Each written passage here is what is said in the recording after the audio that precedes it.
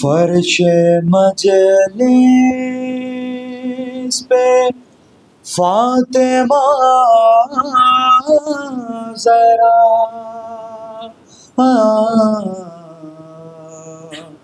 لمحہ لمحہ شمار کرتی ہے، اے عزادارو آؤ مجلس میں، فاطمہ انتظار کرتی ہے، فاطمہ انتظار کرتی ہے، اور محمد علی محمد صلی اللہ علیہ وسلم۔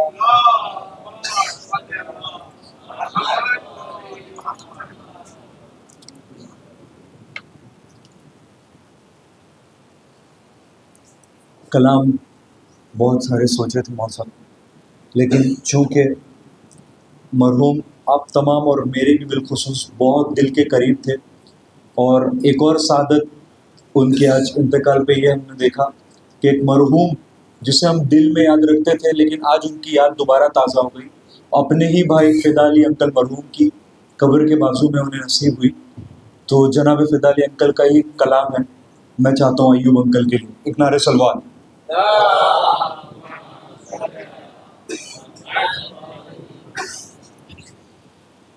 یہ سوچتا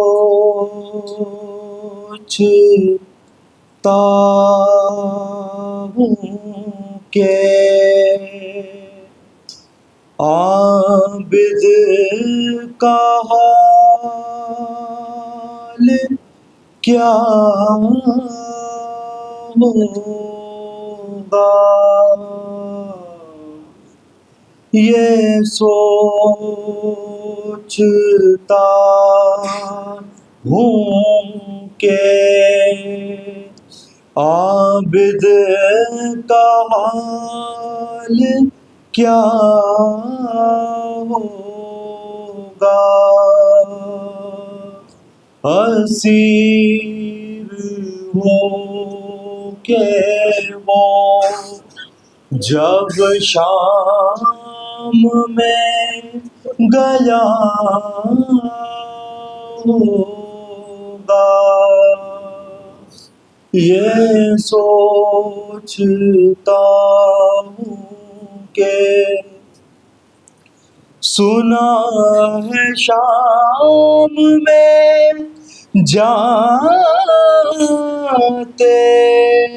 ہی خون رونے لگا،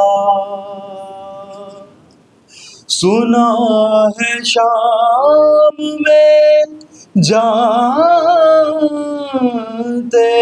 ہی خون رونے لگا، نہ جانے شعر نے اس وقت کیا کیا ہوگا، یہ سوچتا ہوں کہ گلے کے طوق نے عابد کو کیا جھکانا تھا، گلے کے طوق نے عابد کو کیا جھکانا تھا، وہ اپنے کھوئے ہوئے یہ لال ڈھونڈتا ہوگا، وہ اپنے کھوئے ہوئے یہ لال ڈھونڈتا ہوگا، یہ سو سوچتا ہوں کہ وہ ظلم دیکھے ہے سجاد نے حسین کے بعد، وہ ظلم دیکھے ہے سجاد نے حسین کے بعد، مجھے یقین ہے اب تک بھی رو رہا ہوگا، یہ سوچتا ہوں کہ وہ یاد کرتا تو ہوگا وطن کی شاہی کو، وہ یاد کرتا تو ہوگا وطن کی شاہی کو، بہن کو دفن جو پردیس میں کیا ہوگا، یہ سوچتا ہوں کہ جو غور کیجئے تو عابد بشر نہیں لگتا،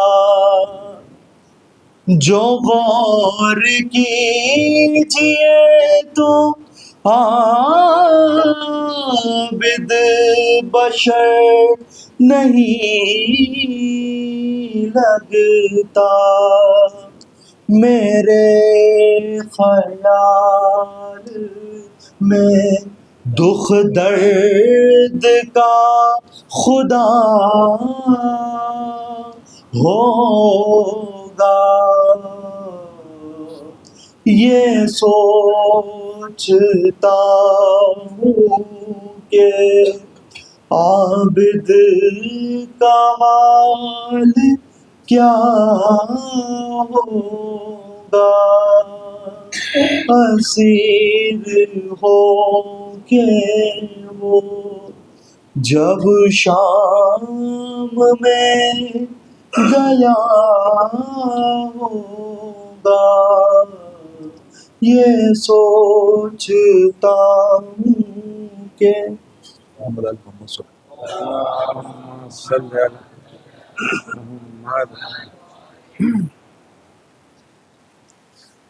صدا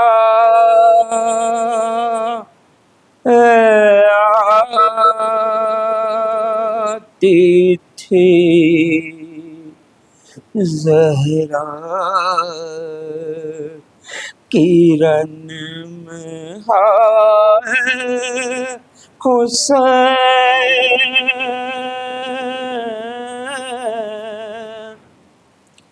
صدا آتی تھی زہرا کرن میں ہائے حسین،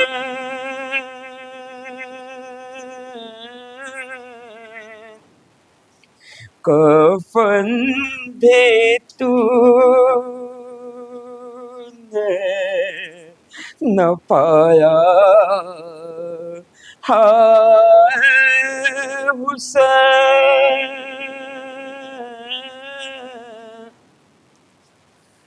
تجھے لعینوں نے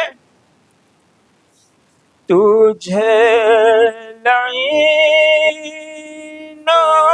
نے پیاسا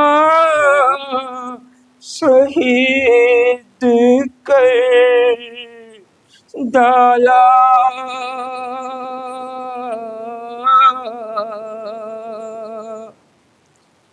دیا نہ پانی کا قطرہ ہائے حسین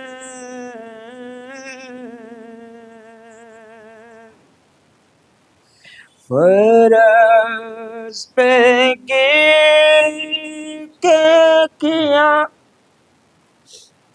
فرض پہ گر کے کیا سجدہ خدا قدیم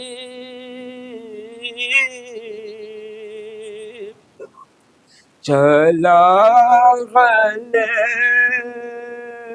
پہ جو خنجر تو مسکرائے حسین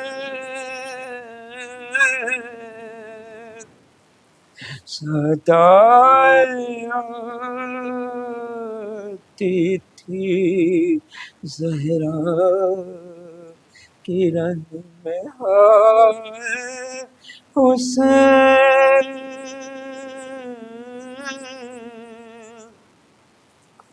جوان لال کے جوان لال کے سینے سے کھینچ لی برچھی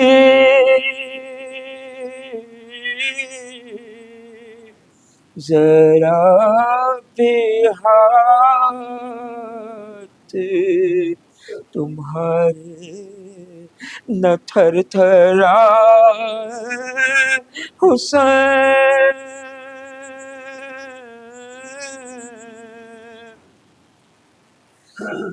منہ اپنا پھیر کے منہ اپنا پھیر کے موزے فرات بھی روئی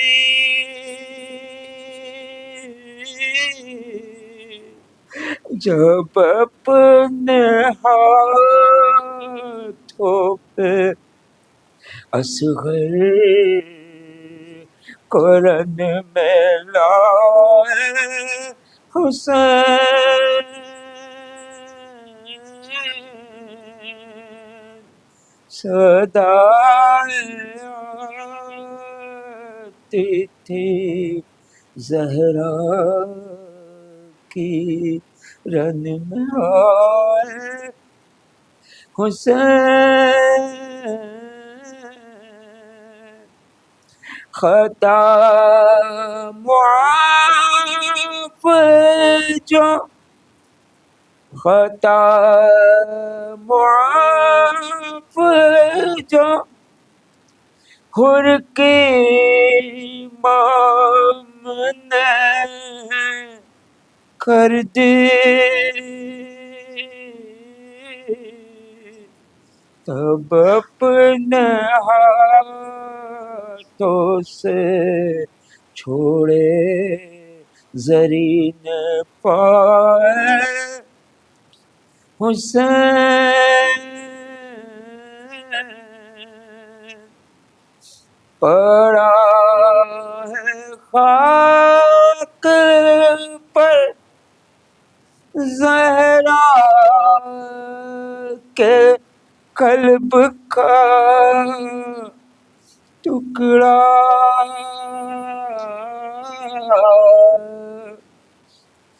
پڑا ہے خاک پر زہرا کے قلب کا ٹکڑا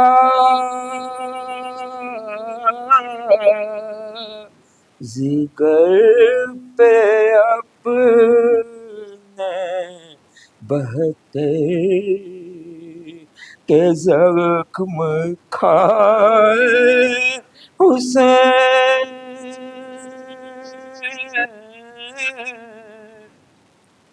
हजारों मुश्किल तुझ पर पड़ी मगर परवेज जहाँ भी तूने पुकारा मदद को आए हुसैन सदाएं आती थी ज़हरा किरण में हाय हुसैन कफन भी तूने न पाया हाय हुसैन बर मोहम्मद اور 3 مرتبہ سورہ توحید کی تلاوت فرما کر مرحوم ایوب علی ابن فدا علی کی روح کو ایصال فرمائے۔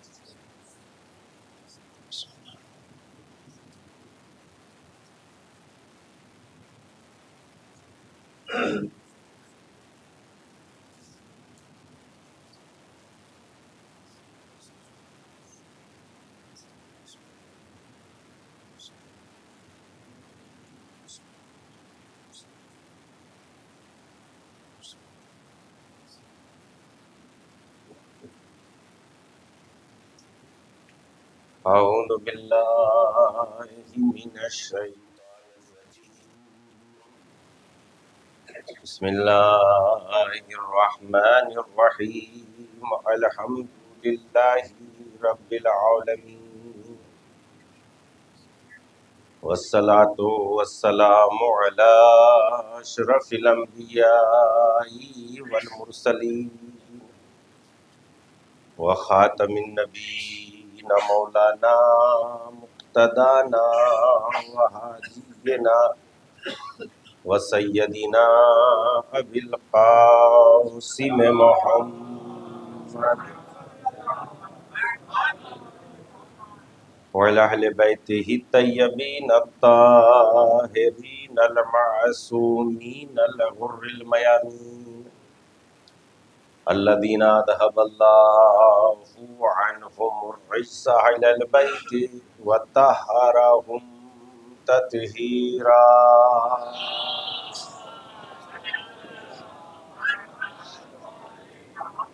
اما بعد فقد قال اللہ الحکیم فی کتابہ الکریم وهو اصدق الصادقین وقولہ الحق۔ بسم اللہ الرحمن الرحیم، ومن آیاتہ خلق لکم من تراب ثم اذا انتم بشر تنتشرون۔ صلوات پڑھیں۔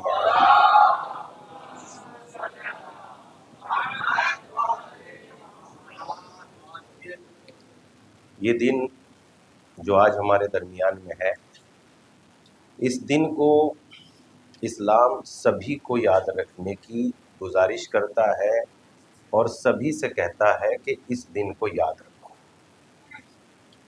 اگر انسانی زندگی میں فقط یہ دن یاد رہ جائے کہ مرنا ہے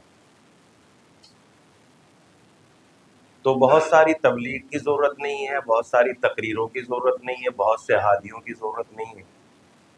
بس انسان کو یہ دن یاد رہ جائے کہ مرنا ہے۔ اچھا، قرآن نے فیصلہ کر دیا ہے، لاکھ بچنے کی کوشش کریں اور لاکھ بچانے والے ہوں، کوئی اس کائنات میں ایسا نہیں ہے جو ہمیں موت کے پنجے سے بچا سکتا ہو، کوئی بھی۔ ہزاروں محبت کرنے والے خاندان، رشتہ دار، بھائی، چاہے کتنی بھی بڑی طاقتوں کے مالک کیوں نہ ہو، چاہے مثلا اتنی طاقتیں ان میں ہو کہ پورے شہر کو الٹ دے، مگر کوئی موت کے پنجے سے بچا لے تو میری گارنٹی، نہ کوئی دوا کام آتی ہے، نہ کوئی دعا کام آتی ہے، نہ کوئی طاقت کام آتی ہے، نہ کوئی دولت کام آتی ہے۔ جہاں ساری دولتیں ٹوٹ جائے اس طاقت کو موت کہتے ہیں۔ اور قرآن نے صاف لفظوں میں کہا ہر شے کو ذائقۃ الموت، موت کا ذائقہ چکھنا ہے، ہر شے کو موت کا مزہ چکھنا ہے۔ کوئی شے موت کے پنجے سے آزاد نہیں ہو سکتی۔ قرآن مجید میں بھی اللہ نے صاف لفظوں میں اعلان کیا اذا بلغت الحلقوم، جب موت تمہارے گلے تک پہنچ جاتی ہے اور انسان کی آنکھیں کام کرتی رہتی ہے اور دھیرے دھیرے دھیرے دھیرے موت پورے بدن پہ طاری ہو جاتی ہے، ہاتھ اٹھنا بند کر دیتے ہیں، پیر ہلنا حرکت کم کر دیتے ہیں، اور موت انسان جو ہے اپنی نگاہوں کو بس گھما سکتا ہے، کبھی جوان بیٹوں کے چہروں پہ نگاہ کرتا ہے کہ یہ جوان بیٹے شاید یہی مجھے موت کے پنجے سے بچا سکتے ہوں، مگر وہ فقط اشک بہا سکتے ہیں، رو سکتے ہیں، گریہ کر سکتے ہیں، ماتم کر سکتے ہیں، مگر کوئی موت کے پنجے سے کسی کو چھڑا نہیں سکتا۔ اسلام نے زیادہ تر کوشش یہی کی ہے کہ انسان اس دن کو یاد رکھے، اور یاد رکھنے کا طریقہ کیا ہے؟ یاد رکھنے کا طریقہ یہ ہے کہ اللہ نے ایک نمبر سب سے بڑی نعمتیں انسان کو عطا کی ہے، اور سب سے بڑی عظمت انسان کو عطا کی ہے اللہ نے، اور جب سب سے زیادہ عظمت اللہ نے انسان کو دی ہے اور اس کے باوجود بغیر عمل کے اسے اتنے درجے دیے ہیں، اتنے درجے دیے ہیں، اتنے درجے دیے بغیر عمل کے کہ اسے اشرف المخلوقات بنا کر اسے دنیا میں بھیجا بغیر کسی عمل کے۔ تو جب بغیر کسی عمل کے اسے اشرف المخلوقات بنا کے دنیا میں بھیجا ہے، تو جب اس نے نماز پڑھی ہے، جب اس نے روزے رکھے ہیں، جب اس نے سچ بولا ہے، جب اس نے زکوٰۃ دی ہے، تو اس کے عمل کا بدلہ ہونا چاہیے کہ نہیں ہونا چاہیے؟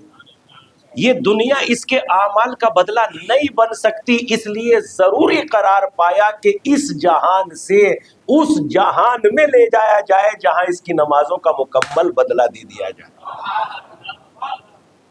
یہ دنیا اس قابل ہے ہی نہیں کہ اس دنیا میں ہماری نیکیوں کی مکمل طور پر جزا دے دی جائے، یہ دنیا اس لائق نہیں ہے۔ مثلا مثال کے طور پر کسی نے ٹی بی کا علاج ڈھونڈنے کے لیے ٹیبلٹ بنا دی، لاکھوں لوگ اس دوائی سے شفا یاب ہو گئے، کیا دے سکتے ہیں آپ؟ ایک 4 پیسے، وہ 4 پیسے اس کی جزا نہیں ہوئی، اس نے قیامت تک نہ جانے ہزاروں لوگوں کو شفا ملے گی کہ کروڑوں لوگوں کو شفا ملے گی۔ اور پھر اس کے بعد سمجھ میں آتا ہے کہ جب ہم حدیث کسا کو پڑھتے ہیں، ایام فاطمیہ چکے آ رہے ہیں، تو میں حدیث کسا کی شرح کا مطالعہ کر رہا تھا، تو اس میں یہ بات بتائی جا رہی تھی کہ اللہ نے ساری کائنات کو اہل بیت علیہ السلام کے صدقے میں خلق کیا ہے۔ تو یہیں پر مجھے یہ سمجھ میں آیا ایک نقطہ اس میں یہ بھی بیان کیا گیا کہ رسالت ماب اپنی بیٹی کے گھر آئے اور آ کے کہنے لگے، رسالت ماب کی بیٹی جناب فاطمہ زہرا نے انہیں ایک لقمہ دیا، اور جب ایک لقمہ دیا تو محمد رسول اللہ نے اس کو منہ میں رکھا، اور منہ میں رکھ کے کہنے لگے کہ بیٹی تمہارا باپ جو ہے 3 دن سے بالکل بھوکا ہے، اور کوئی شے اس کے منہ میں نہیں گئی، یہی لقمہ۔ میں رک گیا پڑھتا پڑھتا، اور پڑھنے کے بعد میں سوچنے لگا آخر وجہ کیا ہے کہ 3 دن تک پیغمبر اسلام نے کیا کھانے کو روٹی نہیں تھی کا معاملہ کچھ اور ہے؟ تو میری سمجھ نے یہ بات، میری ناقص عقل نے یہ بات مجھے بتائی کہ معاملہ بھوکے رہنے کا نہیں ہے، معاملہ کسی کے اختیار سے مکمل طور سے فائدہ اٹھانے کا ہے۔ اور مکمل طور سے فائدہ کیسے اٹھایا جاتا ہے؟ ایک آدمی ہمیں جنگلوں میں ملیا جو بہت زیادہ پریشان تھا، جو بہت زیادہ دکھ درد اور تکلیف میں تھا، نہ اس کے پاس موبائل تھا جو اپنے گھر والوں سے رابطہ کر سکے، رابطے کے سارے اسباب ٹوٹ گئے، بھوکا بھی ہے، پیسے بھی نہیں ہے، لباس بھی نہیں ہے۔ ہم ادھر سے گزر رہے تھے، ہم نے دیکھا کہ یہ پریشان آدمی ہے، ہم نے معمولی سا کھانا کھلا دیا، تھوڑا شہر بھیجنے کے لیے جہاں کا تھا وہ ہم نے اس کے لیے تھوڑا سا لباس کا انتظام کر دیا، تھوڑے سے پیسے کا انتظام کر دیا، وہ ہمیں اپنا ایڈریس دے کے آیا تھا، کبھی اس شہر میں آئے تو ہم آپ کی خدمت ضرور کریں گے۔ ہم اس شہر میں اتفاق سے ہمیں جانا ہو گیا، اب جو ہم اس شہر میں گئے ہم نے ان کے دروازے پہ بھی جا کے دیکھا، اب جو انہوں نے اپنے ماں باپ کو بتا رکھا تھا کہ ایک آدمی تھا جس نے ہمیں اس مصیبت سے نجات دی تھی، ماں بھی یہ چاہتی تھی کہ سب سے بہتر کھانا اسے کھلا دے، اس لیے اس نے میرے بچے کو بھوک میں کھلایا ہے، باپ بھی یہ چاہتا تھا کہ سب سے بہتر کھانا اسے کھلا دے۔ جتنا ماں باپ کو اختیار تھا اتنا اس انسان پر نچھاور کرنے کے لیے تیار تھا۔ بس اہل بیت کی بھی حکمت یہی ہے، مخلوقات کی میزبانی کرو تاکہ خدا کی مہمانی حصے میں آ جائے۔ ایک صلوات پڑھ دے محمد و آل۔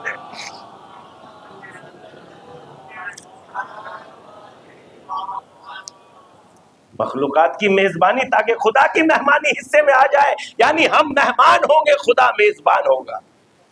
اس لیے کہ ہم نے دیکھ لیا ہے دنیا میں ہم کتنی بھی محبت کریں، ماں باپ اپنی اولاد سے کتنی بھی محبت کریں، میری آنکھوں کے سامنے سے تو پردے ہٹ گئے، مطالعہ کر رہا تھا، کتاب پڑھ رہا تھا، محبت ایک موضوع، ایک کتاب ہے، ایک موضوع کا نام، ایک کتاب کا نام ہے 100 موضوع 100 سبجیکٹ اور 500 داستان۔ ہر موضوع پر 5 واقعے انہوں نے تحریر کیے ہیں، اور ہر موضوع یعنی ہر سبجیکٹ پر انہوں نے کچھ نہ کچھ، تو اس کا مطالعہ کر رہا تھا، اس میں ایک 100 موضوع میں اس میں ایک موضوع تھا محبت۔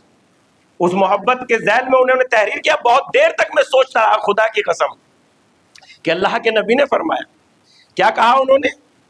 محبت کے موضوع پہ وہ تحریر کرتے ہیں کہ ایک انسان جنگل گیا، وہاں اس نے ایک خوبصورت سا پرندہ دیکھا، اچھا پرندوں پر بھی اللہ نے ایسے نقش و نگار بنا دیے ہیں کہ دیکھتے رہ جائیے آپ اور اس کی قدرت کا مطالعہ کرتے رہ جائیے گا، دیکھتے رہ جائیے، ایسی ایسی خوبصورتیاں، ایسے ایسے بالوں پر، ایسے ایسے پرواز خداوند عالم نے۔ ہم نے دیکھا ایک پرندہ جو ہے جنگلوں میں ہوتا ہے، بالکل پورا ہرا ہے، بالکل پورا ہرا ہے، اور گلے میں ایک ایسا سرخ سا تعویذ پڑا ہوا ہے، گول سا دائرہ، کہ اسے دیکھتے ہی رہ جاتے ہیں۔ اللہ نے اپنی قدرت سے اس میں جو رنگ بھرا ہے، انسان بس دیکھنے کے بعد یہ تو کہہ سکتا ہے الحمدللہ رب العالمین، یعنی جب اس کو دیکھتے ہیں اس کی بناوٹ کو، تو اللہ نے بے پناہ خوبصورت پرندوں کو پیدا کیا، بے پناہ۔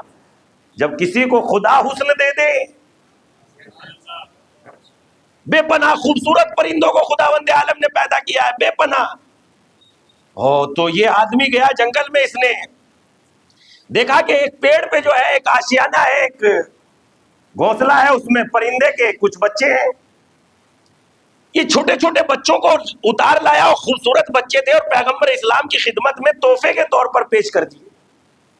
تحفے کے طور پر جو پیش کر دیے، ان جانوروں کو پالنا، ان پرندوں کو پالنا اسلام نے مستحب قرار دیا ہے۔ ان سے بہت ساری بیماری گھروں کی دور ہو جاتی ہے، بہت ساری بیماریاں۔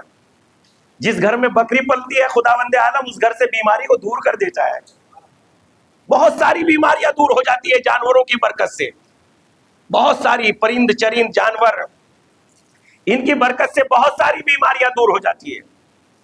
تو اب یہ پرندوں کو لے کے آیا پیغمبر اسلام، اس کی بناوٹ اور دیکھ رہے تھے، دیکھتے کیا ہے، ایسے لوگوں کا مجمع لگا ہوا تھا، لوگ بیٹھے ہوئے تھے۔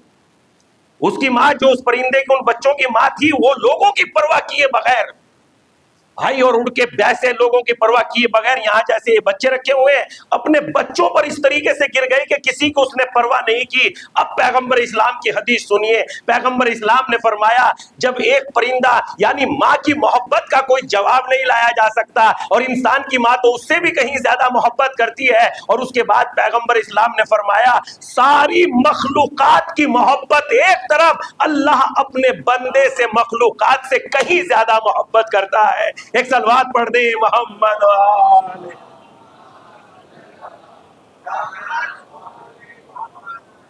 اللہ اپنے بندوں سے مخلوقات یعنی ساری مخلوقات سے زیادہ، تمام انسانوں سے زیادہ، تمام جانوروں سے زیادہ، یعنی اس کی محبت کا کوئی اندازہ نہیں لگایا جا سکتا۔ ماں کی محبت کی ایک حد ہے، باپ کی محبت کی ایک حد ہے، مگر خدا اپنے بندے سے کتنی محبت کرتا ہے بتائیں؟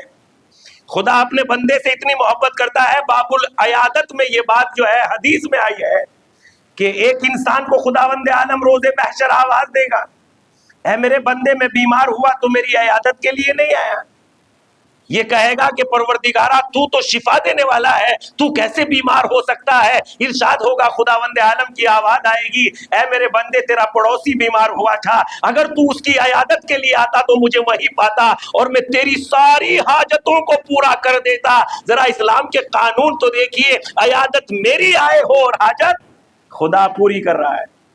اور اس کے بعد جو ہے مثلا تشییع جنازہ، جنازے میں جب ہم جاتے ہیں، قبر کو جب ہم مٹی دیتے ہیں، جنازے کو جب ہم کندھا دیتے ہیں، تو اللہ نے مستحب رکھا، ثواب رکھا، تمہارے سارے گناہوں کو بخش دے گا۔ رکھا ہے کہ نہیں رکھا؟ تمہارے سارے گناہوں کو بخش دے گا۔ تشییع جنازہ میں جاؤ، تشییع جنازہ یعنی جنازے کے پیچھے پیچھے چند قدم چلنے کو تشییع جنازہ کہتے ہیں۔ خدا تمہارے سارے گناہوں کو بخش دے گا۔ مجھے سمجھ میں نہیں آیا تھا، میں تھوڑا غور کرنے کا عادی ہوں ہر بات پر۔ میں غور کر رہا تھا کہ پروردگار عالم، یہ تو اگر نہ بھی تو ہمارے گناہوں کو معاف کرتا تو بھی ہم اپنی میت کو تو اٹھا کے جو ہے قبرستان میں اس لیے لے جاتے کہ آج نہیں تو کل، کل نہیں تو پرسوں اس میت کو ہم باقی نہیں رکھ سکتے تھے، ایک نہ ایک دن تو اس کا بدن سڑ ہی جاتا، ہم اپنے آپ کو بچانے کے لیے یقیناً ہم قبرستان میں ان کو پہنچا ہی دیتے، مگر مالک تو نے ثواب رکھ دیا۔ تو مالک نے ثواب اس میں نہیں رکھا کہ ہم تشییع جنازے میں جا رہے ہیں تو قدرت نے ثواب رکھا ہے، بلکہ مالک نے اس فکرے میں ثواب رکھا ہے ہم کہیں انا للہ و انا الیہ راجعون۔ اور یہ اقرار کس بات کا ہے؟ یہ اقرار اس بات کا ہے، اے کندھے پہ سوار ہو کے جانے والے، تیرے جانے کا وقت آ گیا، ہم تیرے پیچھے پیچھے آ رہے ہیں تاکہ میں اپنے اعمال کی اصلاح کر لوں، اور اعمال کی اصلاح ہو جائے گی تو گناہ تو معاف ہو ہی جائیں گے۔ ایک صلوات پڑھ دے محمد۔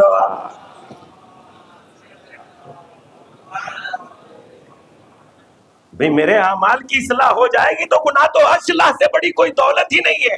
اگر میں بدل جاؤں، اگر میں اپنے بارے میں تھوڑا سا غور کر لوں، تھوڑا سا غور کر لوں اپنے بارے میں، اپنی زندگی کے بارے میں، تو موت کو ہر انسان کو یاد رکھنا ہے کہ موت، اور جب موت آنی ہے تو سوال و جواب ہوں گے، حساب و کتاب ہوگا۔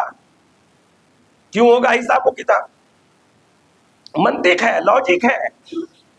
منطق یہ ہے کہ اگر ہمارے پاس تھوڑی سی دولت ہو تو ہم اپنے بیٹوں کو حساب و کتاب سے دیتے ہیں کہ نہیں دیتے کہ بھائی تم نے یہ، ہم نے اپنے اولاد کو مثلا 2000 روپیہ دیے، کہاں خرچ کیے ہیں بیٹا تم نے یہ پیسے؟ کہا بابا یہاں کیے ہیں، یہاں کیے ہیں، یہاں کیے ہیں۔ ٹھیک، تو جب ایک 2000 روپے جو ہے خرچ کرنے کے بارے میں ہم حساب و کتاب لے رہے ہیں، کیا یہ 2000 زندگی سے زیادہ قیمتی ہے؟ نہیں۔ تو جب 2000 کا حساب لیا جا سکتا ہے تو جس نے زندگی جیسی قیمتی شے عطا کی ہے وہ بھی تو دی ہوئی زندگی کے بارے میں حساب لے گا۔ بتاؤ تو یہ قیمتی زندگی کہاں خرچ کی ہے بھائی؟ یہ قیمتی زندگی کہاں خرچ کی ہے؟ کس بارے میں خرچ ہوئی؟ لوگوں کی محبت میں کہ مخالفت میں؟ اچھا اگر لوگوں کی مخالفت میں، مثلا یہ نہ کہیے کہ ہم وہ تو بڑا گناہگار ہے ہم اس لیے اس کی غیبت کر رہے ہیں۔ خدا نے گناہگار کی بھی غیبت کو جائز قرار نہیں دیا۔ خدا اپنے بندے سے کتنی محبت کرتا ہے، ابھی اس واقعے سے تو پتہ ہی لگ گیا آپ کو، لیکن ایک حدیث اور آپ کی خدمت میں پیش کرتا ہوں کہ خدا اپنے بندے سے کتنی محبت کرتا ہے۔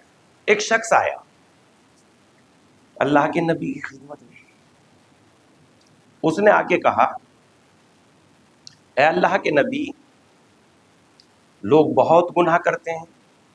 اللہ کے نبی نے کہا گناہ تو ہوتے ہیں۔ کہا اگر خداوند عالم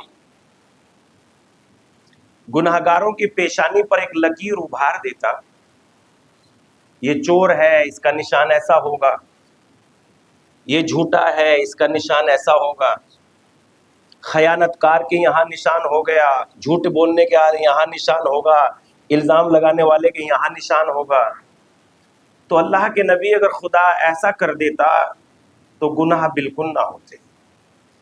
دیکھیے خدا اپنے بندے سے کتنی محبت کرتا ہے۔ وہ خدا جو شکم مادر میں ہمیں صورتیں دینے پہ قدرت رکھتا ہے، وہ خدا ہماری پیشانیوں پہ گناہ کے بعد نشان ابھار سکتا ہے کہ نہیں ابھار سکتا؟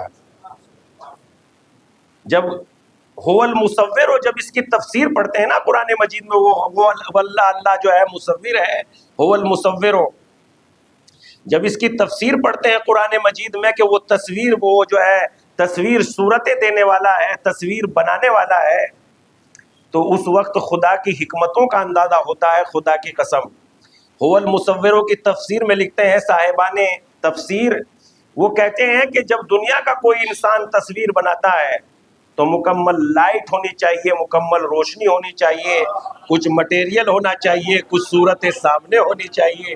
مگر جب خدا کسی کی تصویر بناتا ہے تو ماں کے شکم میں اندھیری کوٹریوں میں صورتیں عنایت کرتا ہے، اور ایسی صورتیں دیتا ہے جو بندے کے شایع نشان اور مناسب حال ہوتی ہے.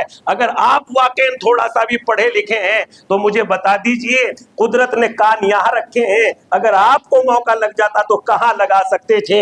آپ سب مل کے نہیں بتا سکتے. تو پتا چلا قدرت نے جو بنایا اس میں ترمیم کی بھی گنجائش نہیں ہے. ارے جب انسان کی بناوٹ میں ترمیم نہیں کر سکتے تو اس کے بھیجے ہوئے امام میں کیسے ترمیم کر سکتے ہو؟ اس کے بھیجے ہوئے خلیفہ کو کیسے بدل سکتے ہو؟ ایک صلوات پڑھ دے محمد.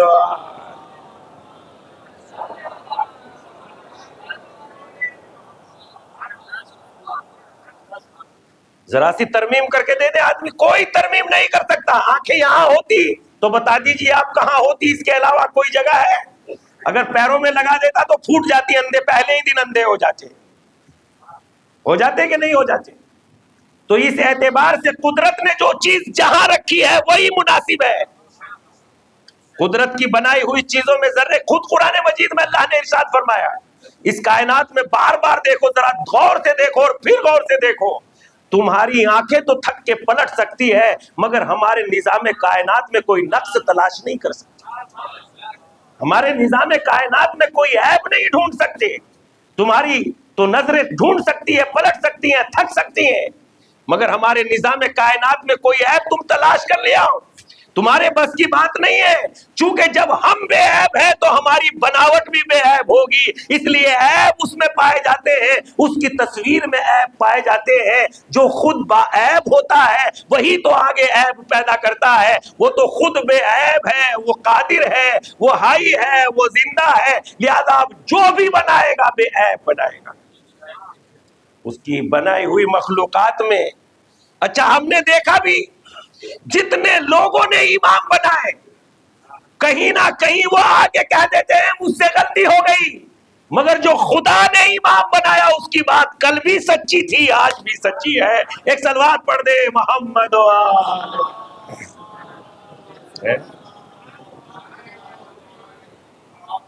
تو اس لیے اللہ کی بارگاہ میں خداوند عالم، یعنی انسان جو ہے غور کرے کہ خداوند عالم نے تو خداوند عالم اپنے بندوں سے کتنی محبت کرتا ہے. هو المصور، وہ تصویر بناتا ہے، صورتیں بناتا ہے، اور جب صورتیں بناتا ہے، یہ ایک جملہ ہے نہج البلاغہ میں کلمہ نمبر غالباً 7 یا 8، جس میں ارشاد ہوتا ہے امام نے، اعجب لہذا الانسان ینظر بشہم یتکلم بلحم یسمع بعزم یتنفس من خرم. اس کی نعمتیں، اس کی محبتیں بے پناہ ہیں، اس کی محبتیں بے پناہ ہیں. اس سلسلے میں مفسرین نہج البلاغہ کہتے ہیں، جب اس کی تصویر کی اس جملے پہ پہنچتے ہیں کہ یتنفس من خرم، انسان ناک کے سوراخوں سے سانس لیتا ہے، تو اس کی تفسیر کرتے ہوئے کہتے ہیں کہ اس کی محبت کا اندازہ کرو. پروردگار عالم نے جو سانس ہم ناک کے ذریعے سے لیتے ہیں، ناک کو خداوند عالم نے ایسا بنایا ہے کہ جب ہم جو ہے ناک کے ذریعے سے سانس لیتے ہیں، اگر ہمارے بدن کو گرم ہوا کی ضرورت ہے اور باہر ہم اس فضا میں ٹھنڈی ہوا ہے، تو یہ ناک اس ہماری سانس لینے والی ہوا کو ہمارے مزاج کے مطابق بنا دیتا ہے تاکہ انسان بیمار نہ پڑنے پائے. اس کی عظمتیں. پھر اس کے بعد کیا کہتے ہیں، کیا لکھتے ہیں اس کی عظمت میں؟ تھوڑی تھوڑی بات آپ کی خدمت میں عرض کر رہا ہوں تاکہ آپ متوجہ ہوں کہ اللہ کی نعمتیں کتنی عظیم ہیں. پھر کیا کہتے ہیں اس کے سلسلے میں، ناک کے سلسلے میں؟ کہ جب انسان، اور اگر ہوا گرم ہے باہر اور ہمارے جسم کو سرد ہوا چاہیے تو بالکل یہ ناک مزاج کے مطابق. اچھا پھر اس کے بعد یہ ناکوں کے ذریعے سے جو ہوا جاتی ہے وہ سیدھے اسی جگہ جاتی ہے جہاں ہمارے بدن میں ہوا کی ضرورت ہے. اور اگر ہم منہ کے ذریعے سے سانس لیتے ہیں تو منہ کے ذریعے سے سانس لینا بیماری کا سبب بن جاتا ہے. آپ اور بھی زیادہ غور کر سکتے ہیں، جو لوگ ورزش کرتے ہیں، ورزش کرنے والے قوانین میں ایک یہ بھی قانون ہے کہ آپ منہ سے سانس نہیں لیں گے، آپ ناک کے ذریعے سے سانس لیں گے. تو پتہ چلتا ہے ناک کے ذریعے سے سانس لینا چونکہ صحت مند ہے. اور اس کے بعد وہ آگے تحریر کرتے ہیں مفسرین نہج البلاغہ، پھر پروردگار عالم نے جب ہم سانس لے رہے ہیں تو گاڑی چل رہی ہے، جو مثلا بھٹے چل رہے ہیں، فیکٹریاں چل رہی ہے، ہماری فضا تو متعفن ہو گئی. اور جب ہماری فضا میں تعفن پیدا ہو گیا تو ہماری فضا میں جب کچرا پیدا ہو گیا، ہماری فضا میں جب پردوشن پیدا ہو گیا تو یقیناً وہ پردوشن سانس کے ذریعے، ہماری ناک کے ذریعے ہمارے بدن میں بھی جائے گا، اور کہیں دماغ کی نسوں میں وہ پردوشن جم نہ جائے. اس لیے خداوند عالم نے چھوٹے چھوٹے بال ناک کے اندر پیدا کر دیے، اور یہ بال اتنی تیزی کے ساتھ اپنے آپ کو ہلاتے ہیں تاکہ ساری گرد و غبار باہر نکل جائے، پتہ بھی نہیں چلتا کہ یہ حرکت کر رہے ہیں. اور اس کے بعد پھر کہتے ہیں، توجہ سے سنیے، اس کے بعد پھر کہتے ہیں، اور خداوند عالم نے اتنا ہی نہیں بلکہ اس ناک میں چھوٹا سا ایک نمی پیدا کر دی، ایک تری پیدا کر دی، تھوڑا سا ایک پانی پیدا کر دیا تاکہ گرد و غبار اگر بالوں سے بچ کے اندر بھی جانا چاہتا ہو تو وہ پانی کی تری ناک میں اس کو جما دے اور گرد و غبار اندر نہ جانے پائے. ارے جب ناقص انسان کے ذہن کا اتنا خیال رکھا ہے اللہ نے، کامل انسان جسے رسول اللہ بنایا ہو اس کا کتنا خیال رکھا ہوگا. ایک صلوات پڑھ دیں محمد.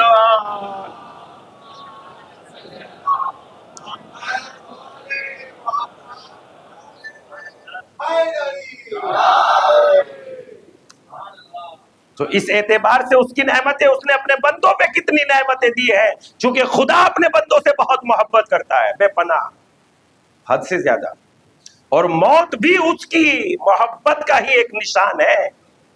موت اس کی نفرت کا نشان نہیں ہے، موت اس کی ایک محبت کی علامت ہے، چونکہ وہ اپنے بندے کو جزائیں دینا چاہتا ہے جو اس نے لا الہ الا اللہ کہا ہے.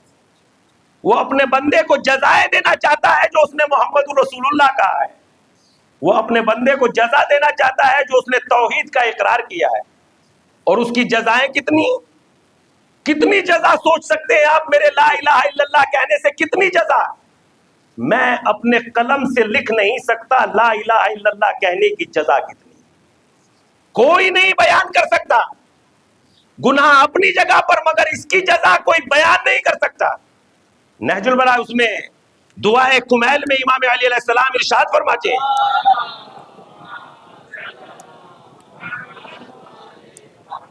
پروردگارا کیا تو ان زبانوں پر عذاب نازل کر دے گا جن زبانوں نے تیری توحید کا اقرار کیا ہو؟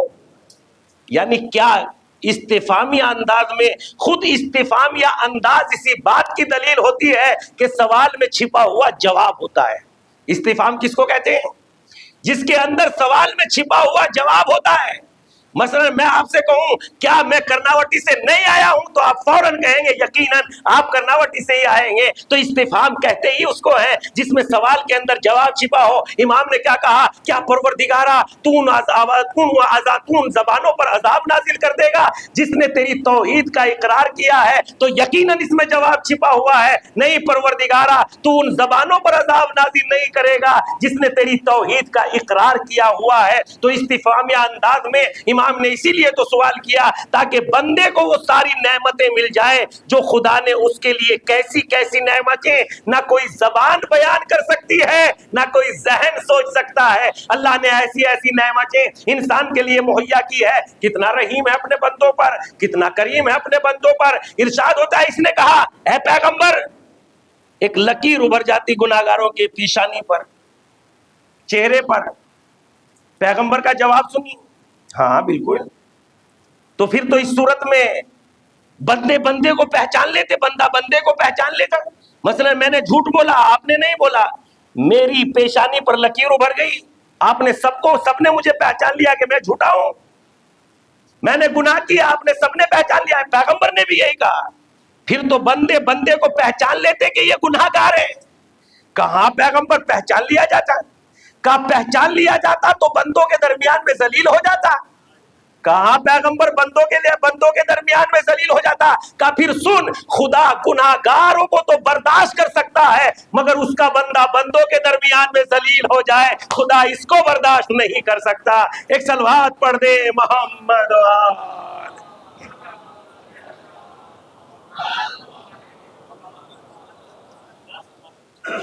خدا گناہگاروں کو تو برداشت کر سکتا ہے اور واقعی برداشت ہی کر رہا ہے. امام نے ایک دعا میں فرمایا پروردگارہ اس سے بڑھ کے تیری اہمیت اور عظمت کیا ہوگی کہ مجھ جیسے ذلیل بندے کو برداشت کر رہا ہے، مجھ جیسے کو برداشت کر رہا ہے، مجھ جیسے کو. عبادت کے نام پہ ریاکاری، مجلسوں کے نام پہ شہرت، مجھ جیسے بندے کو تو برداشت کر رہا ہے. ایک دعا میں امام سجاد فرماتے ہیں پروردگارہ کیسے تیری بارگاہ میں آؤں کہ تجھ سے طلب کروں، تجھ سے مانگوں، تجھ سے حاجتیں پیش کروں، کیسے آؤں تیری بارگاہ میں؟ اس لیے کہ اگر ہم کسی کے ساتھ دھوکہ کر دیتے ہیں، کسی انسان کے ساتھ، تو اس محلے سے گزرنا دشوار ہو جاتا ہے. ارے جس کے ساتھ ہم نے دھوکہ کیا ہے اگر وہ دیکھ لے گا تو کیا کہے گا؟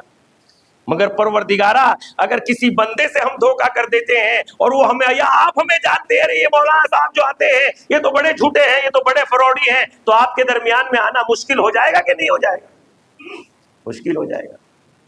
اگر آپ پہچانتے ہیں اور خدا جو میرے قدم اٹھانے سے پہلے میری نیتوں کو جانتا ہے، تو امام اسی بات کو فرما رہے ہیں پروردگارہ کیسے مانگوں تجھ سے؟ تو نے نعمتیں دی، میں نے غلطیوں میں استعمال کی. تو نے طاقت دی، میں نے ظلم کیا.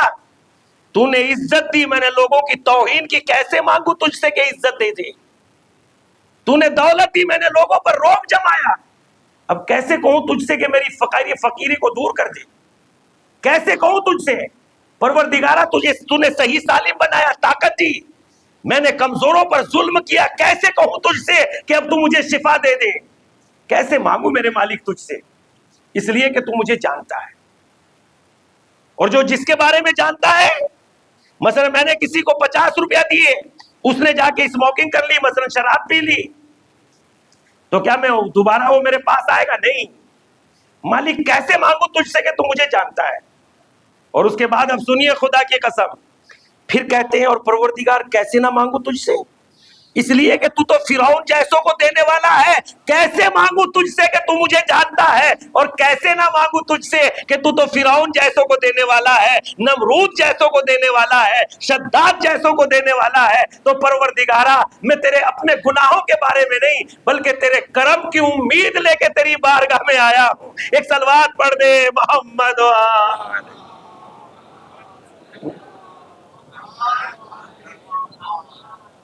تو مالک تیری عظمتوں کے لیے یہی کافی ہے کہ تو مجھ جیسے ذلیل بندے کو برداشت کیے ہو.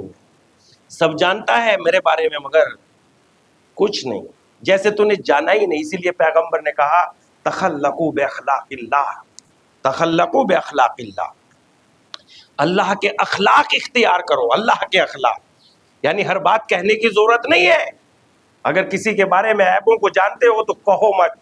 جیسے خدا ہمارے گناہوں کو ظاہر نہیں کرتا ایسے ہی تم بھی کسی کے گناہوں کو ظاہر. تخلقوا باخلاق اللہ، تبھی تو آئے گی نا بات. اللہ کے اخلاق کیا ہے؟ وہ کوئی انسان تو نہیں ہے کہ آپ کو چل کے دکھائے گا کہ کسی سے رواداری کرے گا، کسی سے دشمنی، ایسا تو نہیں ہے.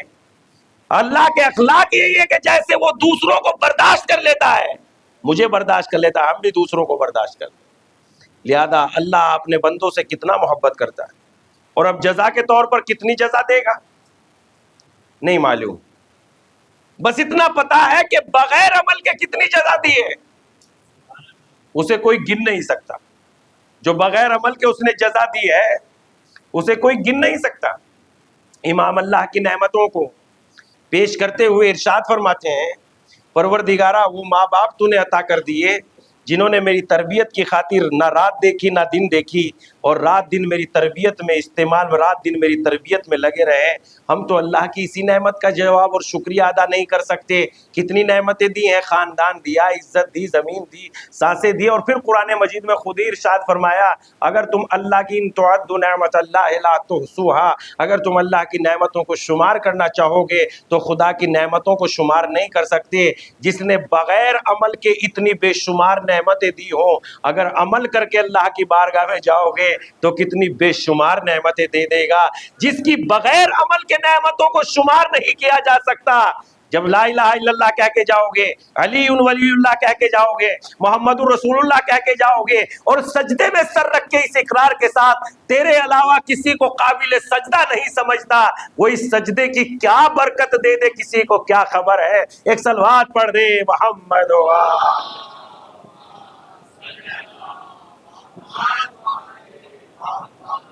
تو اس لیے ضروری ہے کہ اللہ اس دن, اور یقیناً ایوب بھائی کی مجلس ہے, اصالِ ثواب ہے, آج ہی انتقال ہوا. آپ لوگ تو سبھی مانوس تھے, مگر میں اس اعتبار سے مانوس تھا کہ جس دن نہج البلاغہ ہوا کرتا تھا, کئی گھنٹے پہلے آ کے کربلا میں انتظار کرتے رہتے تھے.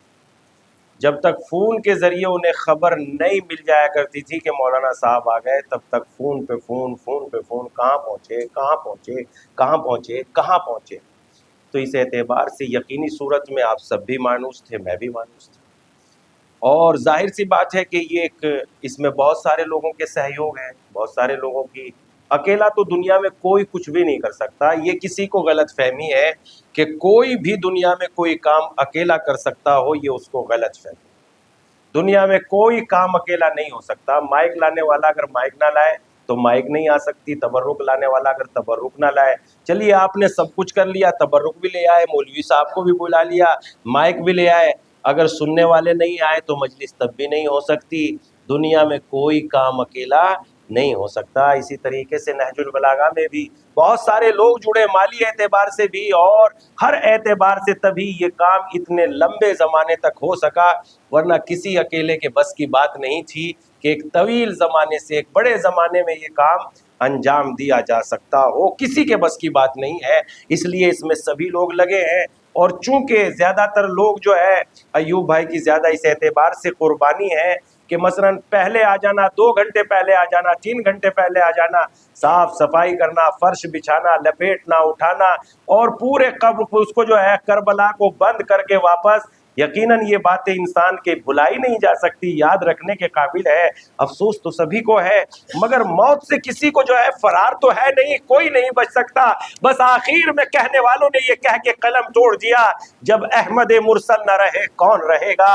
جب وہ تک نہ بچے اس موت کے پنجے سے تو کون بچ سکتا ہے. موت تو ایک حقیقت ہے, اور ایک حقیقت کا شربت پینا ہی یقیناً انسان کو بہت سکون پہنچاتا ہے. بس انسان اس چیز کو یاد رکھے. لقمان حکیم نے اپنے بیٹے کو وصیت کرتے ہوئے, نصیحت کرتے ہوئے کہا, بیٹا ساری باتوں کو بھول جانا, تمہارے پاس کتنی دولت ہے بھول جانا, تمہارے پاس کتنی اولاد ہے بھول جانا, تمہارے پاس کتنے مکان ہے بھول جانا, تم نے کسی کے ساتھ کیا کیا ہے بھول جانا, اپنے گناہوں کو بھول جانا, سب کچھ بھول جانا, مگر 2 باتوں کو نہ بھولنا, ایک اپنی پیدائش کو نہ بھولنا, اور دوسرے اپنی موت کو نہ بھولنا. اس لیے کہ موت آ کے رہے گی, اور جب موت آ جاتی ہے تو پھر کوئی موت سے بچا نہیں سکتا. اور یقینی صورت میں موت تو سب کو آئے گی, سب کو آئے گی, کوئی موت سے بچ نہیں سکتا. اس لیے عقل مند اسی کو کہتے ہیں جو سردی کے آنے سے پہلے اپنا انتظام کر لے, بارش کے آنے سے پہلے گھر پہ چھت ڈال لے. اسی لیے جب موت آئے گی تو مرنے سے پہلے پیغمبر نے کہا, قرآن نے کہا, موتو قبل ان تموتو, اے لوگو مرنے سے پہلے مر جاؤ, یعنی اپنے مرنے کا انتظام کر لو. مرنے سے پہلے موتو قبل ان تموتو, مرنے سے پہلے مر جاؤ, یعنی اپنے مرنے کا انتظام کر لو, اپنی قبر کا انتظام کر لو. قبر میں جہاں کوئی کسی کے کام نہیں آ سکتا. ہمارے والد محترم کو اگر ایک ڈھیلا بھی لگ جائے, ایک پتھر بھی لگ جائے تو کلیجہ ٹوٹ جائے, کلیجہ پھٹ جائے, اور ہم انتقام لینے پہ لکھ جائے. مگر موت ایک ایسی دولت ہے, ایک ایسی چیز ہے کہ بیٹا اپنے ہی ہاتھوں سے اپنے بابا کو مٹی کے ڈھیر کے نیچے دفن کر کے اللہ کا شکر کرتا ہے، مالک میں نے اپنے بابا کو جو ہے مٹی میں دفن کر دیا ہے۔ تو موت ایک ایسی چیز ہے، اس لیے موت آنے سے پہلے یقینی صورت میں ہمیں موت کا انتظام کر لینا چاہیے۔ اور موت تو ان عظیم لوگوں کو آئی ہے، موت نے تو ان لوگوں تک کو نہیں چھوڑا جن لوگوں نے یقیناً دین کو بچایا، دنیا کو آباد کیا، لوگوں کی ہدایت کی۔ اور جب میدان کربلا میں ہم دیکھتے ہیں، اور اس موقع پر میں بہت طریقے سے ایک عجب طریقے سے مسائب پڑھتا ہوں، آپ کی خدمت میں بھی ایک عجب طریقہ میں آپ کی خدمت میں پیش کرتا ہوں۔ عجب طریقہ کیا ہے؟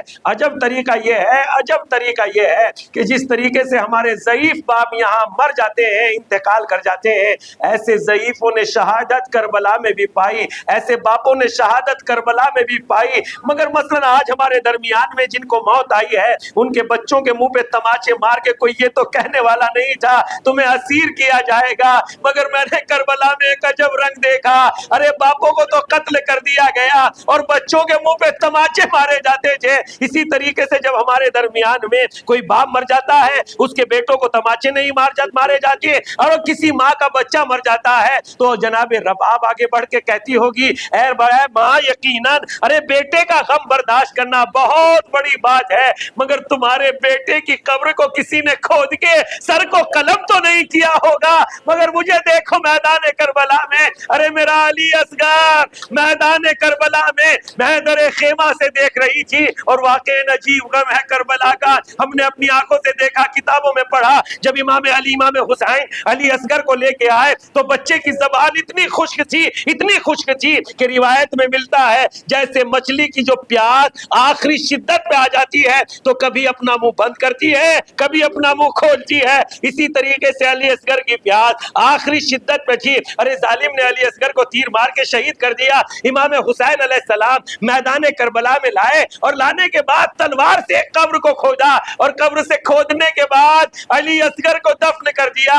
حمید ابن مسلم کہتا ہے، میں نے دیکھا، ارے پسر سعد نے اپنی فوج سے کہا یہ تو سر 72 ہونے چاہیے، 71 سر کیوں ہیں؟ لامے لامے لے جاؤ میدان کربلا کی زمین میں، یہ ظالم لامے لامے نیزے مارتے تھے۔ ارے ایک جگہ وہ بھی آئی جہاں قبر میں نیزہ اترتا چلا گیا، خالی نیزہ نہیں آیا بلکہ علی اصغر کی میت لپٹ کے نیزے کے ساتھ باہر آ گئی۔ ماں کھڑی دیکھ رہی تھی اور ظالم گلا کاٹ رہا تھا، اور ماں کہہ رہی تھی، اے میرے بیٹے، ارے کربلا میں کتنا ظلم کر دیا گیا، تمہیں ظالموں نے قبر میں بھی آرام سے لیٹنے نہ دیا۔ الا لعنۃ اللہ علی قوم الظالمین وسيعلم الذين ظلموا أيام منقلب ينقلبون۔ پروردگارا تجھے واسطہ محمد و آل محمد کا آقا کے ظہور میں تعجیل فرما، پروردگارا مرحوم کو اپنے جوار رحمت میں جگائے عنایت فرما، پروردگارا ان کی نیکیوں کو قبول فرما، پروردگارا ان کی قبر کو نور سے منور فرما، پروردگارا تیری توحید کے اقرار کے ساتھ آئے ہیں، کلمے کے ساتھ آئے ہیں، نماز کے ساتھ آئے ہیں، ہو چاہے جیسی، مگر تیرا اقرار تو تھا پروردگارا۔ ہم اپنے عمل کی بنیاد پر نہیں، ان کے عمل کی بنیاد پر نہیں، بلکہ تیری اقرار توحید کی بنیاد پر تجھ سے گزارش کرتے ہیں، پروردگارا ان کی قبر کو نور سے منور فرما، پروردگارا تجھے واسطہ محمد و آل محمد کا ان کی روح کو جنت کے باغوں میں سے ایک باغ عنایت فرما، پروردگارا ان کی قبر میں جنت کے دریچوں کو وا فرما، پروردگارا تجھے واسطہ محمد و آل محمد کا پسماندگان کو صبر جمیل عنایت فرما، پروردگارا تجھے واسطہ محمد و آل محمد کا بیماروں کو صحت کامل عنایت فرما، پروردگارا تجھے واسطہ محمد و آل محمد کا آقا کے ظہور میں تعجیل فرما، ہمیں ان کے اعوان و انصار میں شمار فرما۔ ربنا تقبل منا انک انت السمیع العلیم۔ آپ حضرات سے گزارش ہے، ایک مرتبہ سورہ حمد اور 3 مرتبہ سورہ توحید کی تلاوت فرما کر مرحوم تراب علی ابن فدا علی کی روح کو مرحوم ایوب علی ابن فدا علی کی روح کو جو ہے ایصال فرما دیجیے۔